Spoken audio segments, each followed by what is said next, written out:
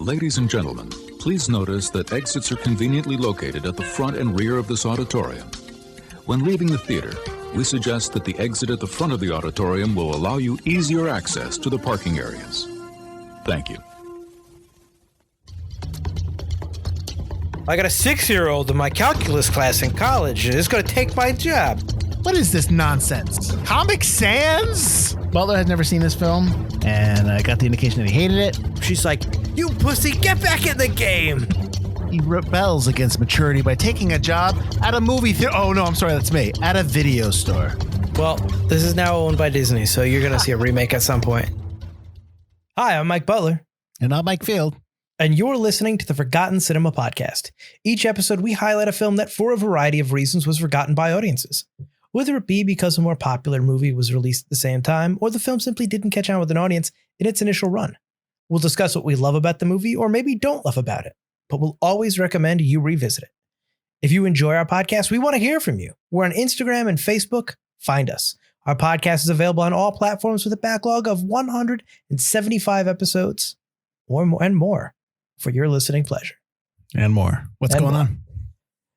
Oh, nothing. I just decided I was going to be a real creepy douchebag kid who goes around sleeping with everybody and then gets mad when my girlfriend wants to stay a virgin and then go sleeping around even more and then wonder why she wants to leave me. Just basically be a big bag of douche. Classic 80s. What are we doing today? We are doing 1988's A Night in the Life of Jimmy Reardon. That's right. Jimmy's finished school and he's got to decide to go business school or get a job. He would much rather go to Hawaii with his girlfriend, for which he just lacks the money. So Jimmy has to find another way. Now, that's it for the synopsis. She's going to Hawaii for school? Apparently. So she's going to the University of Hawaii? Which apparently existed even as far back as 1962 or wherever this is supposed to take place. But I would have these socialite, these rich kids, I would imagine they'd be going to Ivy League schools. Yeah, I'm surprised. Yeah. Because the University of Hawaii is not cheap, but it's also not exactly. I almost went to the University of Hawaii. All right. A Night in the Life of Jimmy Reardon has a runtime of 90 minutes. Well, actually, which one did you watch? Because mine had said 94. Mine was an hour and 34. Yeah, mine was an hour 34 as well. And I read somewhere that, not to get off topic again, but I read somewhere that there was a director's cut and it was called Jimmy Reardon, A Night in the Life or something like that. It was flipped. Okay. But then I was like, okay, so then which one am I watching? But it's the old title. So I got really confused right off from the bat, right out of the bat. But we'll get into that later. So 90 minutes or 94, as Butler and I watched. Rated R, production budget of $5 million. Came out on February 26, 1988. That was a Friday. Its opening weekend, it did $2.7 million. Domestic, 6.2. And worldwide, 6.2 million. Did not have an international gross. So, there you go. Production company was Island Pictures, and it was distributed by 20th Century Fox. I actually think 20th Century Fox just bought this from Island Pictures when they made it, and then they released it. I think that was the note I had read, but regardless. On the 26th of February, it went up against, in a wide release, Frantic, the Harrison Ford film. Mm-hmm. And then in a limited release that week, you had Bloodsport and Hairspray, not the musical Hairspray, the original movie Hairspray. Oh, it wasn't always a musical?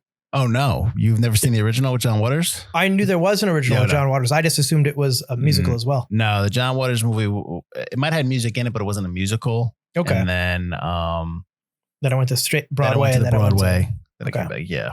The week after, the March 4th, you had a wide release Moving and Switching Channels. And then a limited that week, you had And God Created Women. And the week before, the 19th of February, you had one movie and a wide release, Ironweed, with Jack Nicholson. This movie was directed by William Richert. He actually also wrote it. He has done Winter Kills, The Face of Alexandre Dumas, The Man in the Iron Mask. That's actually the full title, and not The Man in the Iron Mask that we all know. He loves long titles. He does.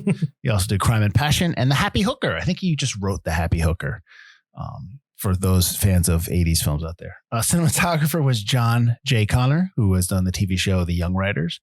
the TV show China Beach, and the movie Kung Pao, Enter the Fist. Composer was Bill Conti, who has been nominated for 3 Oscars and has won 1. He was nominated for Rocky, For Your Eyes Only, and he won an Oscar for The Right Stuff.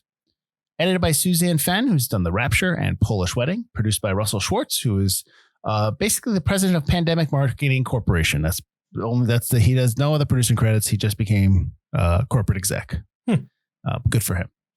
This movie stars River Pheonix as Jimmy Reardon, a young River Pheonix. This film was shot in 1986. And I'm pretty sure Pheonix was 16 when they did this film. Yeah, because he was 18 when it came out. So, yeah. Yes. He was nominated for an Oscar for a movie that we covered, Butler, called Running on Empty. He also is in My Private Idaho, obviously the third Indiana Jones, and the movie Sneakers, another film we did. Ann Magnuson as Joyce Fickett, who's in Tequila Sunrise, Clear and Present Danger, and Small Soldiers. Do you know what her role is in Clear and Present Danger? It's been so long since I watched it. No. The machine is still on, Maura. She's Maura. She's the one that gets killed by the what do they call him? The Latin American Jack Ryan. Is that what they call him? Something like that. Yeah. Yeah. Meredith Salinger as Lisa Bentright. She's in the TV show Hollywood Heights. She's also in the movie Dream a Little Dream and Lake Placid. Ione Skye as Denise Hunter. She didn't say anything. River's Edge, Wayne's World, and but I'm a Cheerleader. Ione Skye is a big 80s. What's the opposite of heartthrob for actresses? Mom. No, heartthrob. What's the opposite of like when they call like? Oh, I thought you meant like the antithesis to heartthrob. No. Leading She's lady. I don't know. People, young boys really like Ione Skye amongst other people. Luann as Susie Middleburg. That's her name.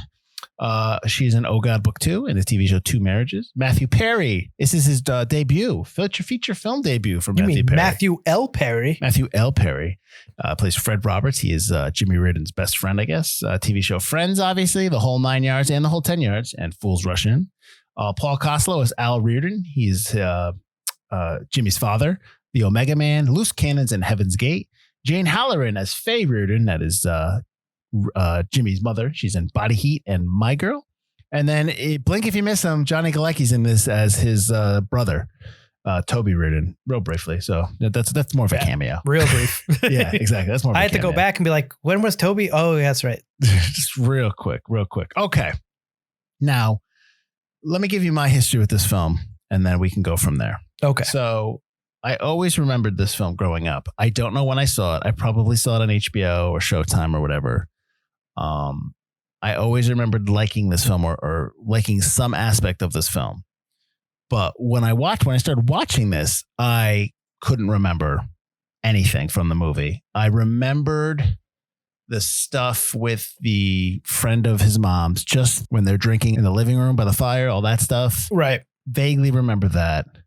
Vaguely remember the scene when he makes out with the girl that he's trying to get, Fred, and they make out in the car and he catches him. I remember that, but I do not remember a lot else of this film. I knew the people that are in it, and maybe stuff that seemed familiar, but I did not remember anything.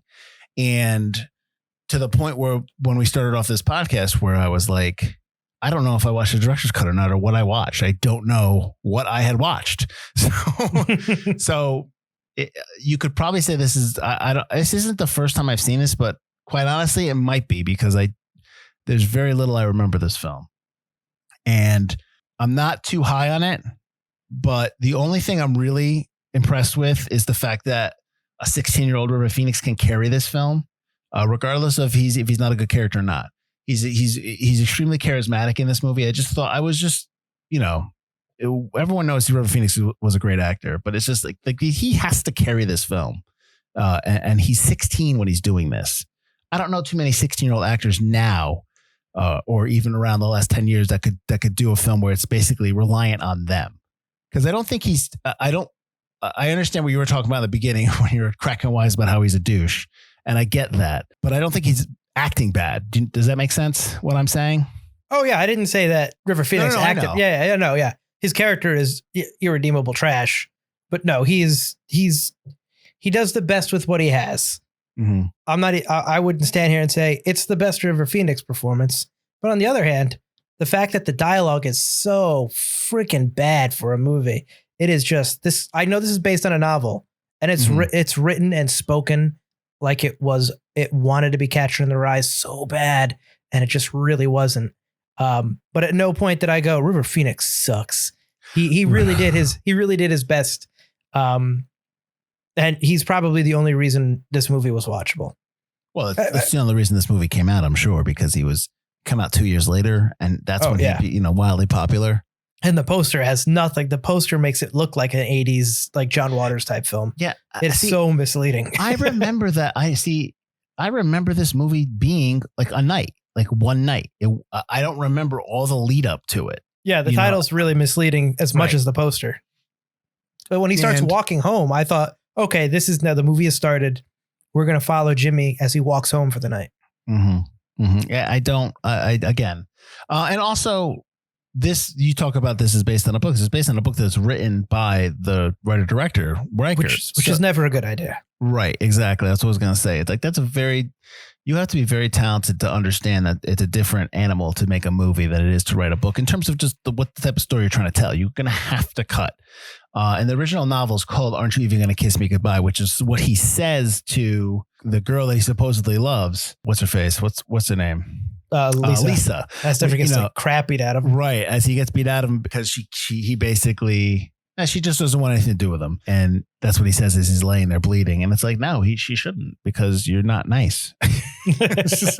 Yeah. So I guess give me something maybe that, aside from the dialogue, which you've already touched upon, if you want to do more about how bad the dialogue is, that's fine. But what else kind of really stuck with you in terms of like, you didn't like, or it just was like, I don't understand what's happening here? Because I've got a couple, but we can start with you. I mean, first of all, the misleading title, I guess. Mm-hmm. It like, you think the movie's going to start, and then it doesn't really start, and it never really starts. I don't think. I was waiting for a shoe to drop, and other than maybe like, I guess the dropping shoe is his conversation with Lisa when he goes, "Hey, I'll go to school with you. We'll talk about where I'll stay when we get there." But it's such a small, slight motivation for a person who I really feel like didn't have the motivation to actually do it. Mm-hmm. Like, I just felt like maybe if it took place within a night, would have made it his motivation stronger instead of stretching it out over 2 or 3 days or whatever it was. Mm-hmm. I just felt like the motivation for the character wasn't there. The dialogue was atrociously terrible. It was really, again, I've talked about this in the podcast ad nauseum. No kid talks like how they write kids, or very seldomly. And this is a prime example of someone talking like they don't. And he goes to this jazz club, and if it should be done like ironic, like a parody, like that's like a comedy movie would have that. I was waiting for like there to be a laugh track or something, and it's taken so deadly serious as kids at a night jazz club. And then he sleeps with some woman. It's like, are you a Wes Anderson character?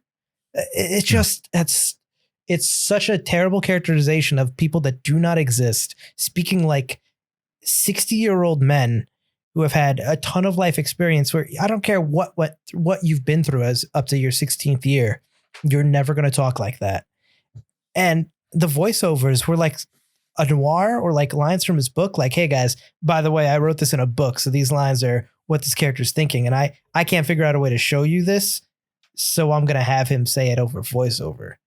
And the voiceover was recorded 2 years later. They originally had an older man do the voice, like his character older, and they changed it. I don't know if I would have liked that or hated it more. Felt too I guess the note that I had was that it felt too grandfatherly. So they had brought Pheonix back. It was actually Reichert or Richard. I don't know how to say his last name. I think it's Reichert. Reichert, who originally narrated the movie, but the studio felt it was too grandfatherly for a teen film. So they brought Pheonix back a year later to re-record the narration. So, it really isn't a teen film, other than the fact that River Pheonix is hot. Like, that's it's it. I suspect that this film was made in 86. They didn't know what to do. And then Ferris Bueller came out in 86. And to your point, if you're going to write characters, young characters, teenage characters, and they're going to talk like adults a little bit and have those kind of like otherworldly ideas. Well, they're just not the typical teenager who's an idiot. Mm-hmm. You better do it right. You better do it. It better be engaging and you better be done right. Ferris Bueller does that.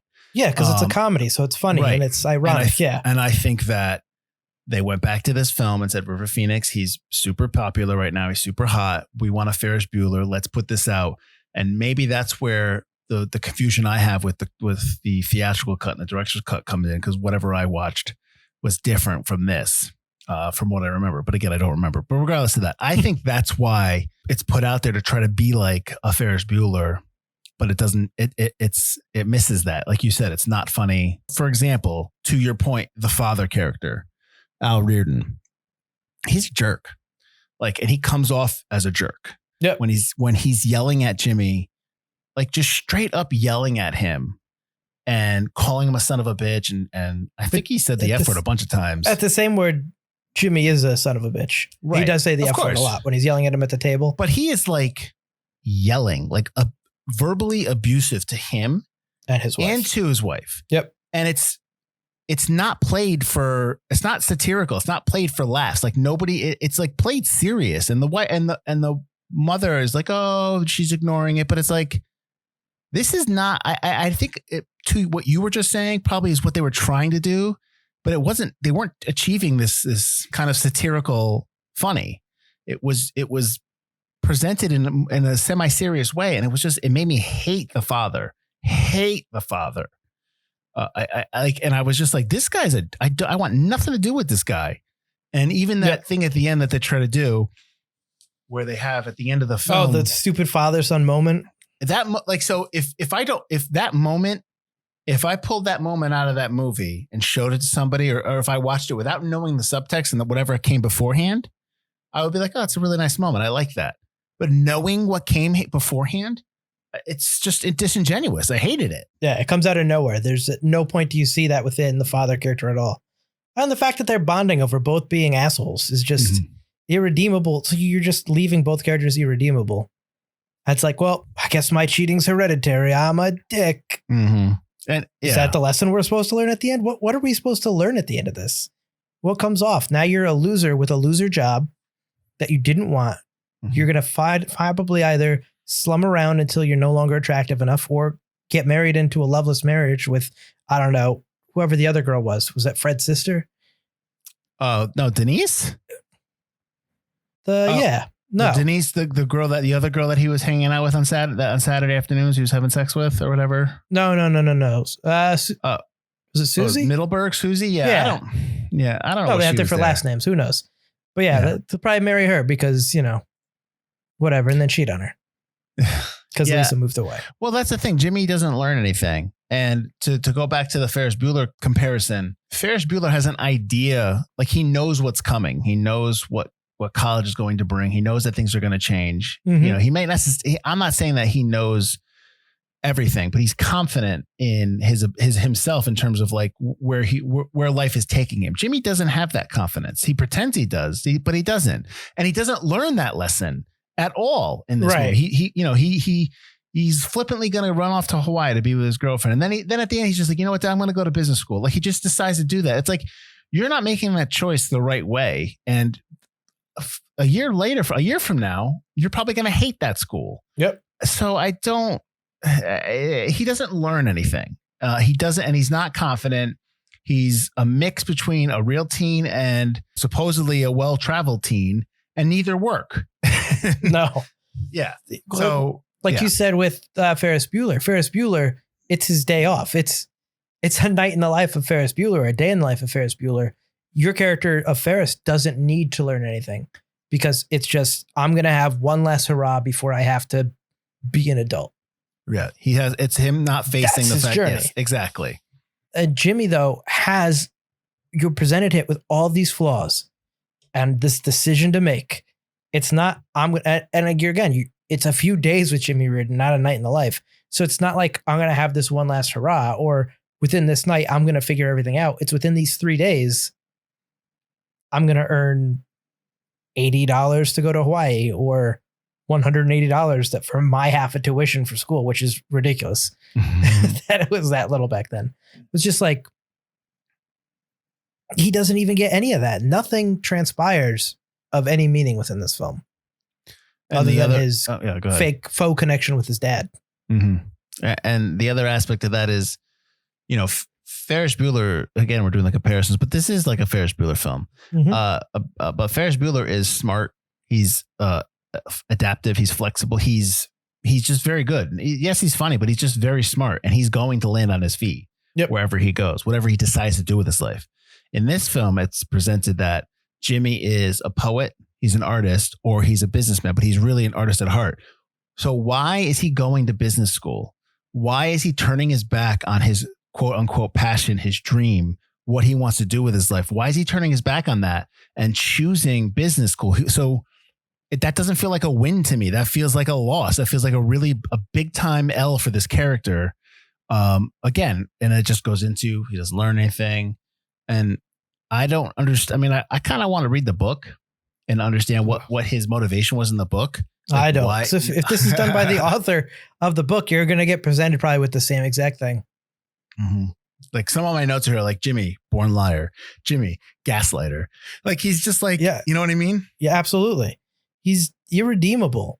Maybe if he was likable, like he was just a likable, you can make douchebags that are likable, but you can't keep piling on the flaws. He's got to learn something. Yeah.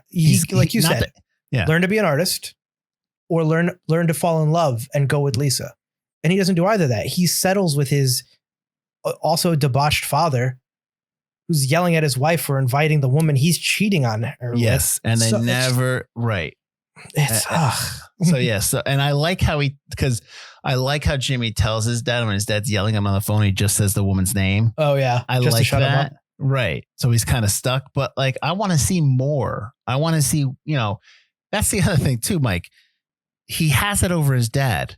Why choose the school again? Why go? What you have that over your father? You're like, I'm going to go to. See, that's the thing. There should have been an option of another artistic school to go to, or something like that, Berkeley or something like that. And he should have just said, I'm going to Berkeley, and you're going to support me. And his father should just have been begrudgingly had to do it because he knows he can't. He doesn't want to tell his mother. Well, that's why he wants to. At the end, he's going to ship him off to Hawaii. Right. And he's like, oh, you know what? Maybe we will Hawaii. He goes, you know what? I'm going to stay. Mm-hmm. And it's almost just to stick it to his father again. Mm-hmm. So in that way, it's also like, what, yeah. Why? And to back to your point, we were talking about, you know, when we're talking about douchebag characters and how you can have them, but there needs to be redemption. See, that's the thing. Like when you have characters like this that are not good characters, not good guys, not good people, right? They definitely take an L, and they should take an L in the movie. They got to take a massive loss to their ego, and they have to learn from it. And then they grow as a person, or they don't. But whatever. But in this movie, he just takes an L at the end of the film, and that's it. We get like, there's no indication that he's going to learn his lesson or he is going to be somebody different than what he is right now. Yep. He's going to be a serial cheater. He's going to cheat. He's never going to be faithful to a woman. You know, he didn't learn anything from his experience with the married woman. Like that's like that kind of like scene when he's with the married woman. Like that's something where you were with somebody who's older that you maybe take some kind of knowledge from. He gets nothing from that. And it's unfortunate because again, I think it's a wasted, you know, I like River Phoenix in the film. I just don't think he's given much help in terms of, like you said, the writing and in terms of just with the overall direction of the story or his character. Yeah. He does what he can with what he's given, which is, you know, not much at all. There's a couple things that with, behind the scenes of the movie that Pheonix was embarrassed by this film. I would be too. He didn't want to be marketed as a teen heartthrob, which I've heard before. He wanted to be taken more seriously as an actor, not a celebrity. Mm-hmm. And I've actually heard that note before, not just for this film, but also that his parents asked to have a line removed. What's her face? The character of Joyce Fickett, the older lady. She actually tells him, Jimmy, I want to fuck you. She says that. And they feared that line would negatively affect their 16-year-old son's relationship with his young fan base. So, but he refused it, but they muted it for the film's theatrical cut. Do you remember that in this film? Like, I don't want to say I didn't fall asleep because I know I didn't, but I don't remember that line. I also don't remember that line. So I don't think it was in there, and I don't think it was muted. So that's what leads me to believe that we saw the different version than what I originally saw when I was younger. But we're also a little zoomed out when they actually do start to kind of make out when they move to the study. So it could be that her head's half turned and it's a muted line. So we can't really, no, neither of us noticed she mouthed it. Mm-hmm. Well, maybe. But that's the kind of line that I think would come in the study or by the fire. Right. But yeah, so I thought that was interesting. And I'm still back and forth in terms of what I watched many years ago and what I watched a couple of days ago. You watched Ferris Bueller's Day Off? Well, I should. What did you think of the line when he goes to the party, goes to like the ball or whatever that dance is that they're at? Which one? The fancy party or like the actual like school dance?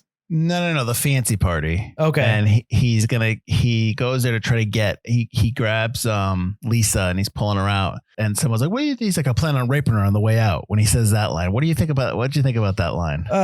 There are a couple lines like that where just like, yeah. Come on, man. I was like, oof. It just shows how much of a douche Jimmy is. Like there's no, like a line like that was probably written to be funny. And it's just not even like in a prudish way. It's not funny. It's not funny. Yeah. Yeah. I do like the line though, when he's talking to, it might be that same time when he's talking to Lisa and Lisa's Matthew or somebody who's like the guy who lives next door. That's kind of like wooing her or whatever Matthew, he's doing. Yeah. And she tells him, don't worry. And he grabs her and pulls her close. He's like, worry. I actually like that line. I thought that was, had a good delivery there. But that was about it. I thought it was stupid. It's like, he's going to deck you, dude. Like, it's so dumb. I didn't get the bravado in terms of not being concerned that this guy is going to beat the crap out of him. Yeah. River Pheonix looks like your height to my height to your height in terms of the two of them. It's like, he's going to kick the crap out of you. And then he does. Yeah. And he looks like, the neighbor looks like he's like 23, 24. Oh, yeah. He looks like he's out of college. Yeah. Like he's a man. But this is 1962. That's just true. But see that they say it was 1962, but did it feel like 62 to you? It felt like they didn't have the budget to put that many cars in. So they were like the same 4 cars for every scene. And no, because when Fred is driving down the street, it, other than like that old timey car, it looks like the 80s. And it's just like, yeah. Are you just driving? And at first I didn't know it was set that early. I just thought maybe, Matthew Perry's Fred is just like a weirdo with the fez and the suit. Because he's rich. He's wearing the same sweaters that he wears in as Chandler. Yeah, pretty much. And Jimmy's at the jazz bar at the beginning. So between the jazz bars, never really changed their look. And then you go to Fred's house and he's just some rich weirdo. By the time he's driving the antique car down the street, I was just like, is this part of his shtick? Or is he actually, what year is this? And the street looks like the 80s. It wasn't until they went into the diner and the old music's talking and they kind of talking to each other. And we're like, okay, maybe this isn't the 80s. And you meet that one girl and you never meet again. Nope. Just to show that Jimmy's a douche. He's presented every chance not to make out with this girl. And then he snaps. In the beginning. Yeah. Well, I mean, he wasn't fighting it too hard. No, but then he just kind of like snaps in like an instant, which I thought was a weird choice. Yeah. I don't know if that was the director saying to do that or that was River Pheonix saying to do that. Like, it's not like, oh, okay, I'll do it. It's just more like, screw it. Yeah. All right. So I don't know. What were your thoughts on now we've been talking ad nauseum about the Jimmy Reardon's character. And aside from the father character, what about the other characters in the movie? Do you think any of them were written well or do you think, were they good characters that we could have wanted more from? I mean, I like Joyce Fickett. I like the way Ann Magnuson played Joyce Fickett. I just don't know if I understand Joyce Fickett's motivation. No, Joyce, I was going to say, Joyce is one of the most interesting characters. She's married. She's cheating. You find out she's cheating on. Is she married? They say she's married. I believe her husband's away. Her husband's away. I'm pretty sure. I'm like 90% positive she throws that line out. Mm-hmm. And that's why she has to get the phone when the phone rings. And, she doesn't want Jimmy, but she does want Jimmy. You feel like from their conversation, she has more life experience than anybody Jimmy knows so far. but then you get nothing out of her because she appears so late. She doesn't really do anything to drive the story forward other than to be someone else for Jimmy to knock boots with, leading up to Lisa knowing that he did it, and then to reveal that revelation within the last 9 minutes of the movie. Mm-hmm. But I feel like her character was probably the most well thought up and probably had a nice backstory. And then, like I said, Susie Middleburg and Fred are probably more interesting, and we should have spent more time with them. If this was more of an ensemble, I think maybe it would have been better. Yeah, I think like the Denise character, Denise's character is just, I don't understand her character. She likes to be scared when it turns her on when she is being forcibly put upon in terms of sexual. That's because they have that whole, whatever. You're talking about Lisa's character. No, I'm talking about Denise. Denise is Fred's girlfriend. Right. But the scene when Jimmy goes to her house to pretend to rape her. That wasn't Lisa?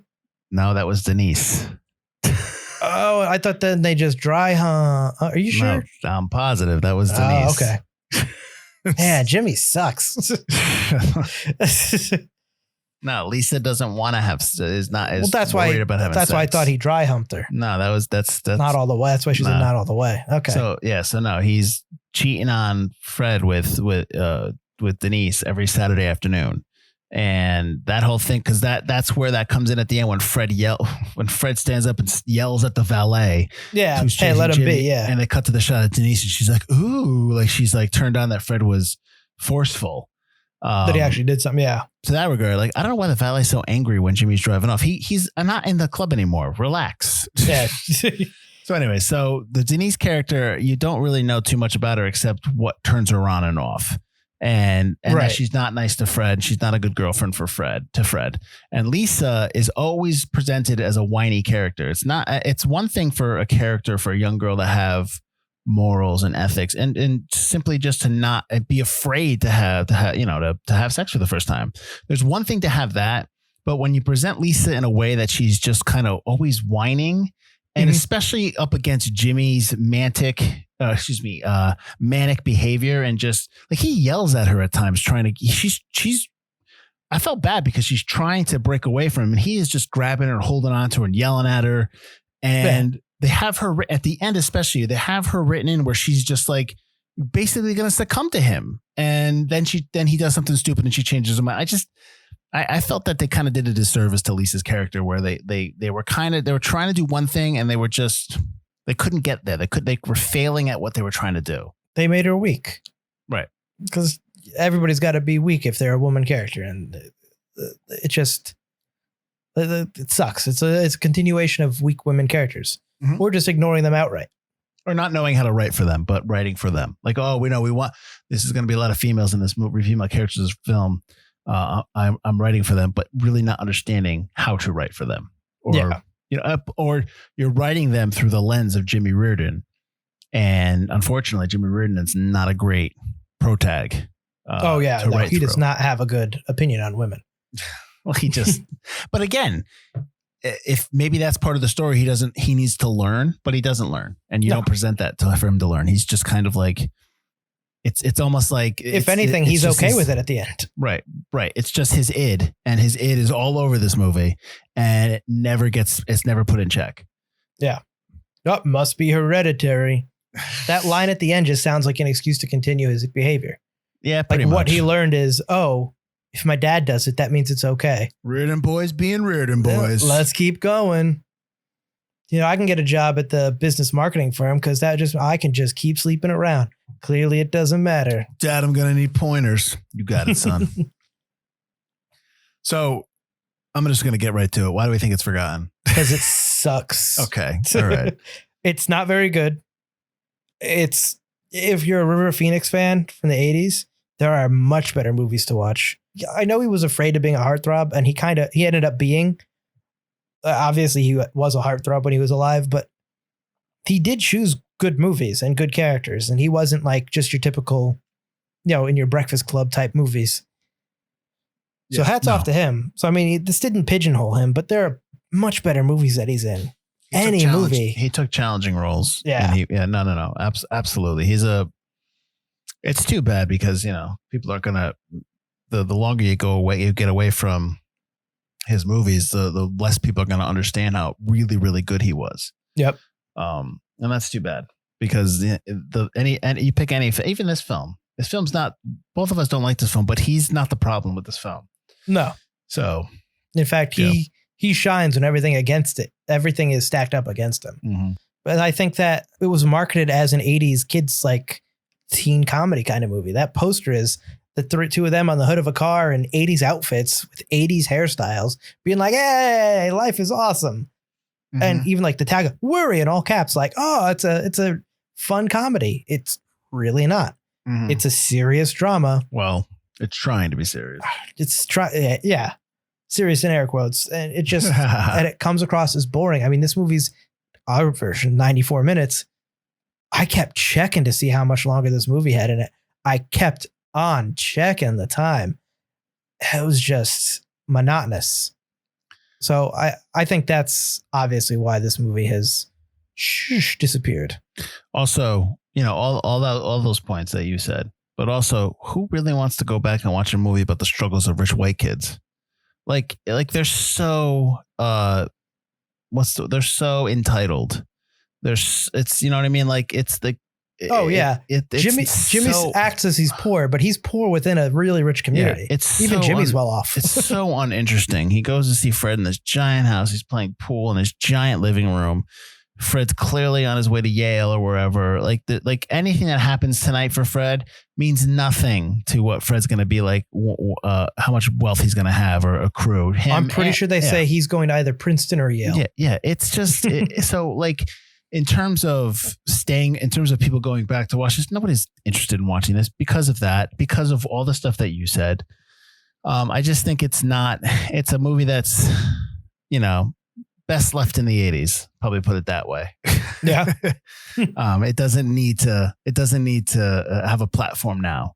But again, I'd be interested in the book just to kind of see what is Jimmy's inner dialogue? Like what the heck were we trying to say in this film? No, I'm not going to run out and buy this book, but so, but yeah, we're going to put a pin in this. This is done. Mike, where can they find us? You can find us at ForgottenCinemaPodcast.com or ForgottenEntertainment.com, as we are part of the Forgotten Entertainment family. While you're there, check out all the other great podcasts and video content we have for you there. And you're listening to us right now on some kind of platform, right? So give us a like, rating, a subscribe. All that good stuff helps the podcast grow. And check us out on Forgotten Cinema's The Lobby. Let us know if you've ever seen this movie. Ever. Like, who has seen this movie? And what's your favorite River Phoenix film? So next week, I'm going to tell you right now, guarantee you that this movie I will love because I know I love it. I was going to say, I thought you saw it. I did. No, I saw it. And then when we went, I just know I'm going to love it. And I know that I've always loved it. It's one of my favorite Coen Brothers films. We're going to be doing Miller's Crossing. That came out in 1990. So it's a couple of years after this film, in the 90s, but shot in the 80s. So what is it? Is it an 80s film? Is it an 80s film? But anyways, that's next week, Miller's Crossing. But again, yeah. So we'll see you then, I guess. Until then, I'm Mike Field. I'm Mike Butler. And this has been Forgotten Cinema.